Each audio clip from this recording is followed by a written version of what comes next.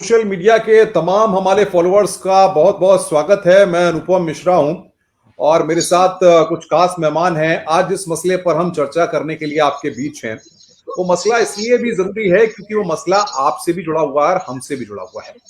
जिस वातावरण में हम रहते हैं उस वातावरण में अगर हवा प्रदूषित होगी तो हमको आपको सोचना होगा और सुप्रीम कोर्ट ने भी जाहिर तौर पर इसी को सोचा है। सुप्रीम कोर्ट ने जो लगातार इस पूरे मामले का संज्ञान लिया, आज भी उसमें सुनवाई हुई और 29 नवंबर को अब अगली सुनवाई होगी। हमारे साथ इस वक्त बातचीत करने के लिए दिल्ली से हमारे संवाददाता सुप्रीम कोर्ट से सुशील पांडे हमारे साथ जुड़ रहे हैं। मथुरा से नितिन गौतम है।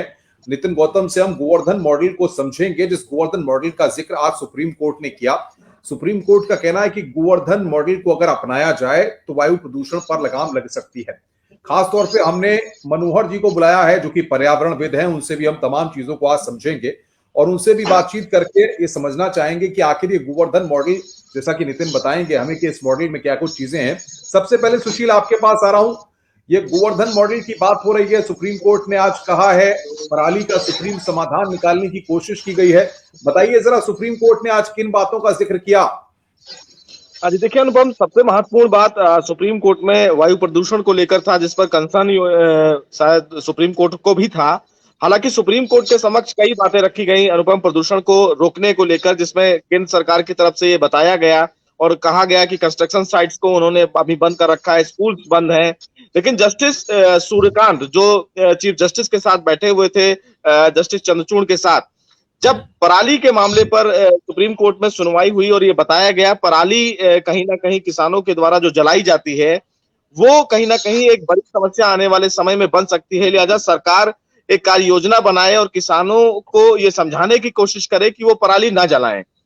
हालांकि जस्टिस सूर्यकांत जो खुद एक किसान परिवार से आते हैं, उनकी तरफ से कोर्ट में आज एक बात कही गई और ये कहा गया कि गोवर्धन मॉडल अगर इम्प्लीमेंट करवाया जाता है तो तमाम जो राज्य सरकारें हैं, अगर वो इस गोवर्धन मॉडल को अडॉप्ट करती हैं तो पराली की 80% जो समस्या है वो खत्म की जा सकती है। जैसा कि आप कह भी रहे थे कि नितिन उसको बेहतर बताएंगे, लेकिन जी जी जी। जस्टिस सूर्यकांत बार बार ये आज उन्होंने कोर्ट में कहा कि तमाम जो राज्य हैं, जैसे सबसे ज्यादा पराली की जो समस्याएं अनुपम आती हैं वो या तो हरियाणा होगा या फिर पंजाब होगा, और उत्तर प्रदेश में फिलहाल कुछ एनसीआर के क्षेत्र होंगे। लेकिन बिल्कुल, हरियाणा पंजाब और पंजाब को लेकर के, हरियाणा को लेकर के, उत्तर प्रदेश को लेकर के, दिल्ली को लेकर सुप्रीम कोर्ट पहले भी इन राज्य सरकारों से बातचीत कर चुका है। इनको कह भी चुका है कि आप इसको उठाने के लिए क्या कदम उठाए, उनकी जानकारी भी दीजिए। जी बिल्कुल, साफ तौर से पराली को लेकर आज सुप्रीम कोर्ट ने यह सवाल भी किया है कि आखिर जो किसानों के द्वारा पराली जलाई जाती है अनुपम, उसको लेकर सरकार के पास क्या आंकड़े हैं। सुप्रीम कोर्ट ने दो टूक ये भी कहा कि तमाम जो सरकारी बड़े अधिकारी हैं वो अपने जी कार्यालय से बाहर निकल कर किसानों से बातचीत करें और ये उनसे जानने की कोशिश करें कि पराली को वो ना जलाएं, इसके लिए उनके पास क्या कदम है। जस्टिस सूर्यकांत ने दोबारा फिर कहा सॉलिसिटर जनरल तुषार मेहता से कि गोवर्धन मॉडल को इंप्लीमेंट करना बेहद जरूरी है। चूंकि गोवर्धन मॉडल चर्चा में इसलिए आया क्योंकि जो किसानों के द्वारा फसल काटी जाती है अनुपम, जहां तक हमें जानकारी है, उसका जी। जो अवशेष बचता है उस अवशेष को फिलहाल कुछ पशुओं के चारों के साथ मिलाया जाता है और उसके बाद जो पशु फिलहाल है गौशाला में उनको दिया जाता है। अगर ये इंप्लीमेंट तमाम राज्य सरकारें करेंगी तो निश्चित रूप से जो जिन राज्यों में पशुओं को ज्यादा चारा की आवश्यकता है उससे पशुओं को चारा भी मिलेगा और किसानों जी को इससे फायदा भी मिलेगा। तो सवाल कहीं ना कहीं गोवर्धन मॉडल का हुआ है। इसमें उत्तर प्रदेश सरकार की कहीं ना मैं कहीं आज मैं मैं बड़ाई भी चाहूंगा सुप्रीम कोर्ट ने सुशील, की क्योंकि है। लगातार हम लोग गोवर्धन मॉडल की बात भी कर रहे हैं। नितिन हमारे साथ बने हुए हैं। नितिन, जरा तमाम लोग जो सोशल मीडिया पे हमारे साथ जुड़े हुए हैं उनको आप जरा बताइए कि आखिर ये गोवर्धन मॉडल क्या है और सुप्रीम कोर्ट ने जिस बात को कोट किया है अपनी बातों में, तो इस मॉडल से कैसे वायु प्रदूषण को रोका जा सकता है। देखिए अनुभव, अगर हम बात करें तो गोवर्धन मॉडल ऐसा नहीं है किसी जगह पर स्थापित हो वहां से इस पराली का जो समस्या है उसके समाधान के लिए प्रयास किया हुआ। अगर हम बात करें तो जो गोवर्धन मॉडल है वो एक प्रयास है, और प्रयास है प्रशासनिक अधिकारियों का उन किसानों के साथ जिस के बाद जो पराली की समस्या थी, जलने की जो समस्या थी, उससे दूर हुआ है, निजात मिली है। सबसे पहले अगर बात करें तो जो प्रशासनिक अधिकारी थे, कृषि अधिकारी थे, खुद जिलाधिकारी खेतों खेतों घूमे, गाँवों में घूमे, किसानों से उन्होंने बात करी है।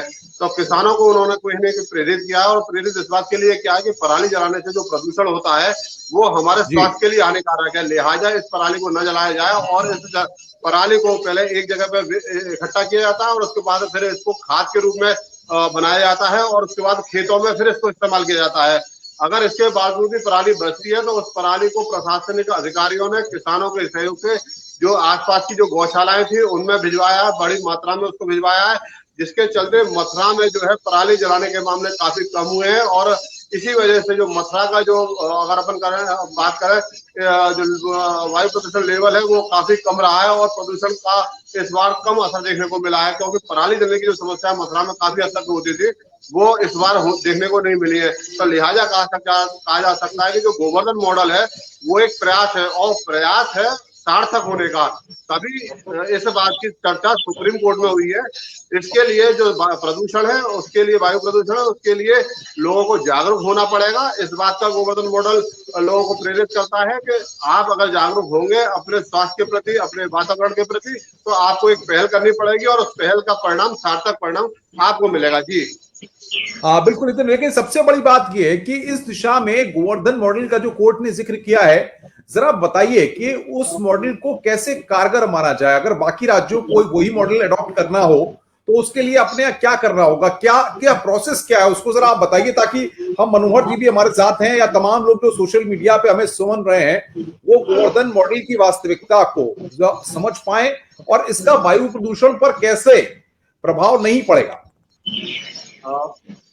अनुपम, देखिए सबसे पहली बात है कि जो प्रशासनिक अधिकारी है जिनके ऊपर जिम्मेदारी है इस सारी चीज को कराने की, इम्प्लीमेंट कराने की, उनको अपने ऑफिस छोड़कर खेतों में जाना पड़ता है, किसानों के पास जाना पड़ता है। जो कृषि अधिकारी हैं मथुरा में, उन्होंने लगातार सतत प्रयास किए। खुद इसके लिए जिलाधिकारी नवनीत सिंह चहल कई बार जो है दौरों पे निकले, खेतों में निकले, किसानों के पास गए, उन्होंने किसानों को समझाया कि पराली को मत जलाइए, पराली जलाने से वायु प्रदूषण होगा, क्योंकि मौसम में बदलाव होता है और जिसके चलते इसका असर काफी दिनों तक दिखाई देता है। तो लिहाजा हम इस पराली का इस्तेमाल अपने जीवन में, अपने जानवरों के लिए और अपने जीवन में कर सकते हैं। तो उन्होंने उस पराली को इकट्ठा कराया, इकट्ठा कराने के बाद उसको खाद के रूप में डिकम्पोज कराया और उसको खेतों में किसानों से छिड़कवाया।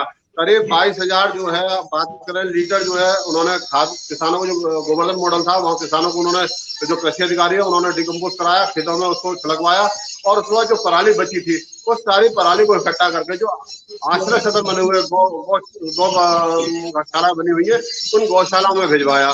तो लिहाजा अधिकारियों को निकलना पड़ेगा, किसानों को भी एक प्रयास करना पड़ेगा। मनोहर जी, आपने नितिन जी की बातों को सुना होगा, हमारे मथुरा के संवाददाता हैं जो गोवर्धन मॉडल को बता रहे थे। ये जो कारगर उपाय गोवर्धन में किया जा रहा है, जिसको सुप्रीम कोर्ट ने भी अपने संबोधन में, अपनी बातों में कोट किया है, आप कितना कारगर मानते हैं और क्या लगता है आपको, इसको सबको अपनाना चाहिए? बिल्कुल इसको अपनाना चाहिए, बहुत ही कारगर मॉडल है और सुप्रीम कोर्ट ने बहुत अच्छी सलाह दी है। और कुछ कुछ स्टेट्स में, जैसे दिल्ली में ये चीज इम्प्लीमेंट हो रही है, अब उसका नाम इन्होंने गोवर्धन मॉडल रखा, कुछ रखा मुझे पता नहीं है, लेकिन ये पराली को डिकम्पोज करके उसको खाद में कन्वर्ट करके और बाद में जो रेमिनेंट्स हैं वो गौशाला में बांटने का जो प्रोसीजर है, इट इज रिसाइकलिंग। ये तो बहुत अच्छी बात है। देखिए, पहली बात ये है कि हम लोग किसानों को अननेसेसरली फाइन कर देते थे कि आप जला क्यों रहे हो, उनके लिए बड़ा कन्वीनियंट है। और जो खड़ी खेती है जिसमें से कट के जो बाकी जो बचता है, कटाई का माल जो बचता है, उसको वहीं का वहीं जला देते हैं। उनके पास लेबर का साधन, ये सब साधन नहीं है, उनके पास इतने पैसे भी नहीं है कि उसको ना जलाए। तो उनकी सुविधा के लिए अगर आप उनको ये गोवर्धन मॉडल से उनको ताकत दे देते हो, उनको एम्पावर कर देते हो, तो ये एक समस्या तो सॉल्व हो जाएगी कि हर स्टेट में अगर इम्प्लीमेंट हो गया। और सुप्रीम कोर्ट की सबसे बड़ी मान्यता ये है कि वो जब बाकी सब पार्टी, बहुत सी सब गवर्नमेंट हाथ खड़े कर देती है, सुप्रीम कोर्ट एक रास्ता दिखा देती है और उसको इन्फोर्स करने की उनके पास ताकत भी है। लेकिन उसके बिसाइड दूसरे भी इश्यूज हैं कि हम लोग सिर्फ पराली के पर्टिकुलर सीजन में, हार्वेस्टिंग सीजन के बाद का इशू है, लेकिन एनवायरनमेंट का इशू तो पूरे साल चलता है ना। ये नहीं, इस साल थोड़ा बढ़ जाता है, उसको टैकल करना भी बहुत जरूरी है। अकेले किसानों पे ब्लेम डालना और सोचना कि भाई किसान पराली नहीं जलाएगा तो, लेकिन सवाल ये खड़ा होता है कि जब हम देखें, जब सुप्रीम कोर्ट इन सब चीजों का संज्ञान लेती है जो गवर्नेंस है या फिर अगर बात करें जो ब्यूरोक्रेसी के फ्रंट पर है, जैसा कि नितिन ने बताया, वहां के ऑफिसर्स ने बड़ा अच्छा इनिशिएट लिया, तो बाकी राज्यों में जो ऑफिसर्स हैं अगर वो इसी तरह के इनिशिएट्स लें तो रिजल्ट अपने आप सामने आएगा। बिल्कुल, मैं तो मानता हूँ कि गोवर्धन मॉडल, मैं तो कह भी रहा हूँ कि बहुत अच्छा इनिशिएटिव है, recycling of all the waste material and making it into creative use. लेकिन मैं ये कह रहा हूँ कि प्रदूषण को, इस पराली की प्रदूषण को तो हम लोग सॉल्व कर लेंगे, लेकिन बाकी प्रदूषण से हम लोगों को आंख मुंह नहीं मोड़ना चाहिए, उसको भी सॉल्व करना चाहिए। जैसे व्हीकल पोल्यूशन जो है, उसके बारे में गवर्नमेंट क्या कर रही है। ऑटोमोबाइल इंडस्ट्रीज को सपोर्ट करने के लिए हम लोग क्या किया कि 15 साल में जो गाड़ी है उसको आप निकम्मा कर दो। पहले 20-20, 30-30 साल गाड़ी चलती थी, और ये जरूरी नहीं है, इट हैज बीन प्रूव कि गाड़ी अगर पुरानी हो जाए तो पॉल्यूटिंग व्हीकल होता है, ऐसा नहीं है। तो उस तरह का जो, उसके वजह से कितना वेस्ट मटेरियल हो रहा है, कितनी सारी गाड़ियां हैं जो 15-15 साल के बाद उनका वेस्ट पड़ा हुआ है, जगह जगह पे पड़ा हुआ है, इकट्ठा हुआ पड़ा है, कई थानों के सामने पड़ा हुआ है, तो उसको भी बिल्कुल बिल्कुल मनोहर जी, मैं आऊंगा आपके पास, सुशील के पास एक बार फिर चलते हैं। सुशील सुप्रीम कोर्ट से हैं। सुशील, सवाल ये है, सुप्रीम कोर्ट ने जो कोर्ट की है बात गोवर्धन मॉडल की, आप जरा तमाम लोगों को बताइए कि क्या ये कोर्ट ने साफ कहा है कि गोवर्धन मॉडल को अपनाना होगा, अपनाना चाहिए अगर हमको पराली और जो तमाम वायु प्रदूषण हो रहा है उस पर लगाम लगानी है? सभी राज्यों को एक उदाहरण के तौर पर बताया है। जी देखिए अनुपम, सबसे बड़ी समस्या फिलहाल सुप्रीम कोर्ट के सामने ये है कि अगर राजधानी दिल्ली में आपातकालीन स्थिति हो जाए तो कैसे सुधरा जाए। जस्टिस चंद्रचूड़ ने कहा कि हर साल इस प्रकार की समस्या आती है, तो न केवल इसमें सरकार के द्वारा जो कदम इम्पोज किए गए हैं, जो उठाए गए हैं, उनकी दिशा में काम करना चाहिए, बल्कि वैज्ञानिक तथ्यों पर भी काम करने की जरूरत है। चूंकि पराली एक बड़ी समस्या है, चाहे वो दिल्ली सरकार की तरफ से बार बार कही जा रही हो या फिर हरियाणा की तरफ से कही जा रही हो। केंद्र सरकार ने भी ये कहा कि पराली कहीं ना कहीं जब नवंबर अक्टूबर का महीना आता है तो किसान फिलहाल गेहूं और इस तरह की तमाम जो फसलें हैं वो जलाते हैं, जिसकी वजह से दिल्ली में जो धुआं है वो एनसीआर से दिल्ली पहुंचता है और प्रदूषण का स्तर बढ़ जाता है। जस्टिस सूर्यकांत की तरफ से आज इस पूरे मामले में तमाम राज्यों से इस पूरे मॉडल पर विचार करने की एक सलाह दी गई है, और ये कहा गया है चूंकि किसान जुर्माने का हकदार नहीं है, बल्कि किसानों को मदद की आवश्यकता है, किसानों को सहयोग की आवश्यकता है। और अगर किसानों को तमाम अधिकारी, जैसा नितिन बता रहे थे कि एक प्रयास है, वही आज सुप्रीम कोर्ट ने भी कहा कि ब्यूरोक्रेसी को भी कहीं ना कहीं इस पूरी दिशा में काम करने की, माफ कीजिएगा, काम करने की आवश्यकता है। अगर किसान, तमाम जो किसानों से अधिकारी कनेक्ट होंगे, जमीनी हकीकत जो जानना है, तो तमाम अधिकारियों को अपने एसी चैम्बर से फील्ड में उतरना पड़ेगा, किसानों से बातचीत करना होगा। और अगर किसानों से तमाम अधिकारी अनुपम बातचीत करेंगे तो गोवर्धन मॉडल कहीं ना कहीं इंप्लीमेंट तमाम राज्यों में हो सकता है। इसके लिए कोई फिलहाल रॉकेट साइंस की आवश्यकता नहीं है। अधिकारी जो हैं वो जनता के ही साथ जुड़े होते हैं, और अगर अधिकारी किसानों के साथ बातचीत करते हैं तो निश्चित रूप से इसके पीछे पराली जो एक बड़ी समस्या मानी जा रही है, जिसे कहा जाता है कि डीकंपोजिंग मशीन किसान वहन नहीं कर सकते हैं, अगर उनको सब्सिडी भी दी जाती है तो कई ऐसे किसान हैं हरियाणा में, पंजाब में, जो शायद फिलहाल पराली को लेकर जो मशीनें वहन खरीदी जाती है वो नहीं खरीद पाते हैं। और उसके लिए अगर अधिकारी किसानों से मुलाकात करेंगे, केंद्र सरकार और दिल्ली सरकार के द्वारा सुशील जो दलीलें दी गई कोर्ट में, उन सबको लेकर, उन दलीलों को लेकर सुप्रीम कोर्ट ने क्या कहा है?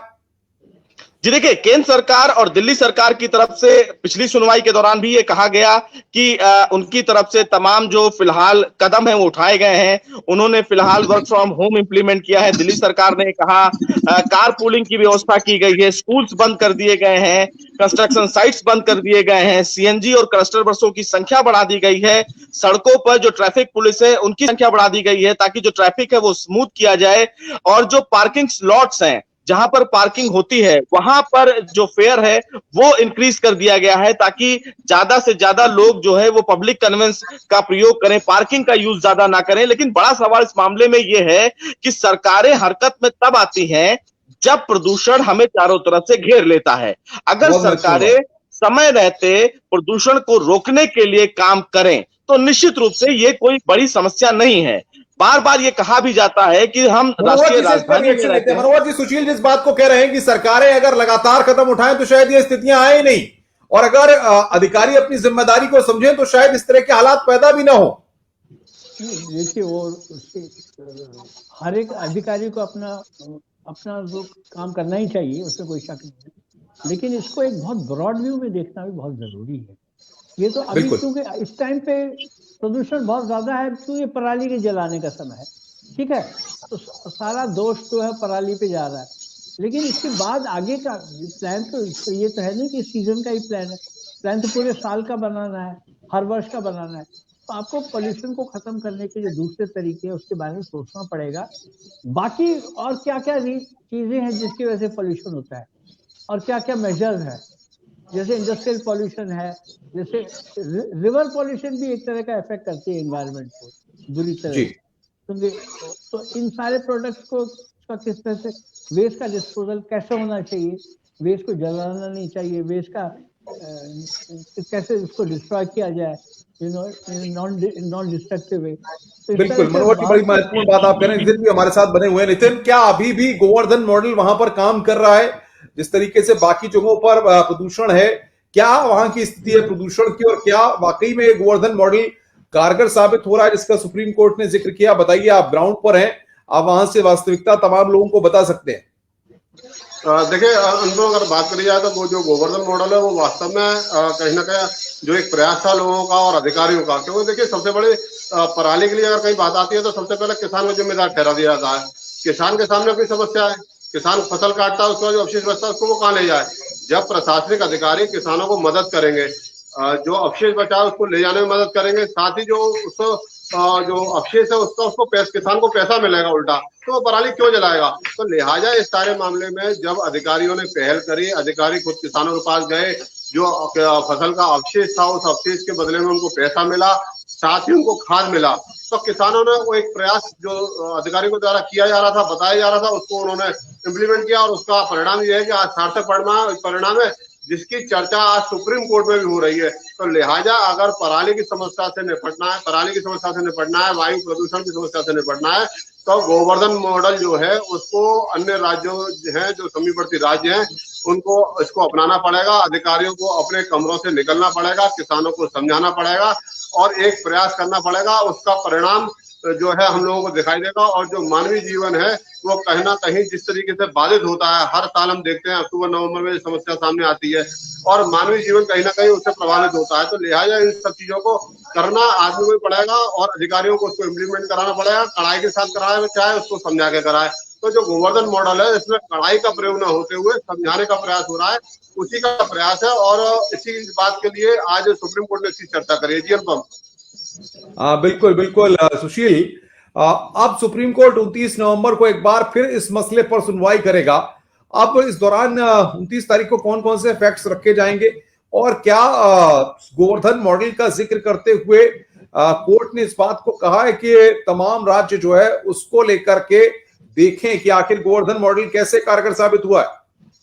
जी बिल्कुल, देखिए अनुपम, ये फिलहाल सलाह सुप्रीम कोर्ट के द्वारा तमाम राज्य सरकारों के एडवोकेट्स को कहा गया है कि जिस तरह मथुरा के गोवर्धन मॉडल का जिक्र किया गया है तो उसको देखने की जरूरत है, क्योंकि पराली अगर एक बड़ी समस्या है तो तमाम राज्य सरकारों को यानी कि पंजाब और हरियाणा को उस दिशा में काम करने की जरूरत है। और अगर किसानों से अधिकारी कनेक्ट होंगे, कृषि अधिकारी कनेक्ट होंगे, इलाके के जिलाधिकारी कनेक्ट होंगे, तो निश्चित रूप से ये बड़ी समस्या जो है वो उसको सॉल्व कर सकती है। 29 तारीख को अनुपम, जो आपने पूछा कि किस एस्पेक्ट पर काम करेगा, 29 नवंबर को फिलहाल सुप्रीम कोर्ट ये देखेगा कि जो फिलहाल अभी प्रदूषण का जो लेवल है वो रिड्यूस हो रहा है, और अगर प्रदूषण का लेवल लगातार उसमें कमी आएगी तो तमाम जो पाबंदियां राज्य सरकार के द्वारा लगाई गई हैं, केंद्र सरकार के द्वारा लगाई गई हैं, उसमें ढिलाई देने की जरूरत होगी और उस पर उस दिशा में सुप्रीम कोर्ट काम करेगा। हालांकि आज सुप्रीम कोर्ट ने केंद्र सरकार और दिल्ली सरकार को यह आदेश जरूर दिया है कि अगर प्रदूषण का स्तर सही हो जाता है तो धीरे धीरे जो पाबंदियां लगाई गई हैं उसमें कमी देखी जाए, लेकिन स्कूल अभी नहीं खोलने के लिए कहा है। हालांकि सुप्रीम कोर्ट ने यह कहा है कि स्कूलों पर विचार सरकार तभी करे जब प्रदूषण का स्तर थोड़ा स्वस्थ हो जाए, क्योंकि तमाम जो छोटे बच्चे हैं वो सुबह सुबह स्कूल जाते हैं, सुबह सड़कों पर होते हैं और उसी समय प्रदूषण का जो स्तर है वो सबसे ज्यादा रहता है। 29 तारीख को सरकार सुप्रीम कोर्ट ये भी देखेगी कि क्या प्रदूषण कम होने के बाद कहीं ना कहीं स्थिति में सुधार आया है। तब तक सरकारें किस दिशा में काम कर रही हैं, सरकारों से कहा गया है कि किसानों से कनेक्ट हों और जिस तरह की चीजें फिलहाल भी सरकारों के द्वारा अनुपम की जा रही हैं उसमें कितनी गति आई है, वैज्ञानिक तथ्य क्या हो सकते हैं। वहीं सुप्रीम कोर्ट ने यह भी राज्य सरकारों से पूछा है कि जो पराली जलाई गई है उन पराली जलाने को लेकर सरकार के पास आंकड़ा क्या है, यानी कि पंजाब, हरियाणा और यूपी की सरकारों के पास किस प्रकार का आंकड़ा है कि कितने किसानों ने पराली जलाई। बहुत महत्वपूर्ण बात आप कह रहे हैं। मनोहर जी हमारे साथ। मनोहर जी, अब आखिरी में हम आपसे ये समझना चाहेंगे, तमाम लोग जो हमें सोशल मीडिया पर सुन रहे हैं, फेसबुक पर, यूट्यूब पर, हमारे प्लेटफॉर्म्स पर सुन रहे हैं न्यूज 18 के, उनके लिए जरा आप ये बताइए कि सोशल अवेयरनेस कितना ज्यादा जरूरी है और साथ ही साथ जहां पर भी इस तरह के मॉडल सामने आ रहे हैं उनको अपनाना कितना जरूरी है। अगर स्टेट गवर्नमेंट्स जो है इस तरह के मॉडल्स पर काम करें तो कितनी जल्दी रिजल्ट सामने आ सकता है? अच्छा, जल्दी तो नहीं आ सकता, बिकॉज इसके लिए इक्विपमेंट चाहिए, सब कुछ चाहिए जी। मगर ये एक सुप्रीम कोर्ट की मैं तारीफ करूंगा कि उन्होंने किसी एक स्टेट को ब्लेम करने की कोशिश नहीं की। उन्होंने सारे स्टेट्स को एडवाइस दिया है कि जिन लोगों ने अभी करना काम शुरू नहीं किया उसके एरिया में उनको काम करना पड़ेगा। 29 तारीख को जब सुप्रीम कोर्ट मिलेगी तो it will take an ATR, an action taken report from all the state. और ज्यादातर स्टेट जिन्होंने अब तक नहीं किया वो कहेंगे कि हम इक्विपमेंट मंगवा रहे हैं, हम ये कर रहे हैं, वो कर रहे हैं। तो तब एक सबसे अच्छी बात यह है कि किसान को अब कल्प्रिट नहीं माना जाएगा, सबसे बड़ी बात यह है। और पराली की कुछ समस्या जो लोग ऑलरेडी कर रहे हैं वो तो कर ही रहे हैं, बाकी लोगों को कम से कम इनिशिएटिव लेना शुरू कर देंगे तो अगले सीजन में वो पराली की समस्या हल हो जाएगी। ये 7-8 दिन में हल होने वाली चीज नहीं है। और इसमें मैं जैसे बार बार कह रहा हूँ कि आपको ओवरऑल बाकी सब चीजों के बारे में भी सोचना पड़ेगा। All kinds of aerial pollution, एक तो वाटर पोल्यूशन के बारे में तो बहुत चिंतित। अच्छा, ये बताइए मनोहर जी, आप पर्यावरणविद हैं, ऐसे में पर्यावरण को भी बचाना है, आम लोगों का जीवन भी बचाना है। तमाम लोग जो हमें सुन रहे हैं वो भी अपनी राय दे सकते हैं इस मुद्दे पर, क्योंकि सुप्रीम कोर्ट ने जो पराली का सुप्रीम समाधान दिया है और गोवर्धन मॉडल का जिक्र किया है, ऐसे में अगर आपके पास कोई सुझाव है तो उसे आप न्यूज 18 के साथ शेयर कर सकते हैं। आप हमें कमेंट बॉक्स में अपनी राय दे सकते हैं, क्योंकि मनोहर जी पर्यावरणविद, मथुरा से हमारे संवाददाता नितिन और सुप्रीम कोर्ट से हमारे संवाददाता सुशील लगातार हमारे साथ बने हुए हैं। मनोहर जी, सवाल ये है कि जब एक विकल्प की बात हो रही है गोवर्धन मॉडल की, क्या और भी कुछ विकल्प हो सकते हैं? कुछ सुझाव आप दे सकते हैं? सबसे बड़ा सुझाव तो ये है कि आप यानी इसके लिए अभी तक तो जो पराली की जलाने की समस्या है उसके लिए अगर दूसरे साइंटिफिक आविष्कार हैं बिसाइड द गोवर्धन मॉडल, जिससे आप उस वेस्ट को डायरेक्टली सॉइल में डालकर उसको कंपोस्ट में कन्वर्ट कर सकते हो तो अच्छी चीज है। तो ये तो पराली की समस्या है, लेकिन हमको दूसरी समस्याओं के बारे में सोचना चाहिए, जैसे लकड़ी का कम, जंगलों की कटाई कम होनी चाहिए, ये बहुत जरूरी है। और non wooden furniture, non wooden fitting वगैरह यूज करनी चाहिए। लकड़ी बिल्कुल ना कटे, पेड़ एक भी ना कटे, पेड़ों की कटने की साइज। तो कुछ ऐसे पेड़ हैं जैसे बैम्बू है जो रिसाइकिल हो सकता है, जो दोबारा काटने के बाद फिर उग जाता है। बैम्बू जैसे फर्नीचर आप यूज कर सकते हैं, पर दूसरी जगह पे वुडन लिमिटेशन होती है, वो कर सकते हैं।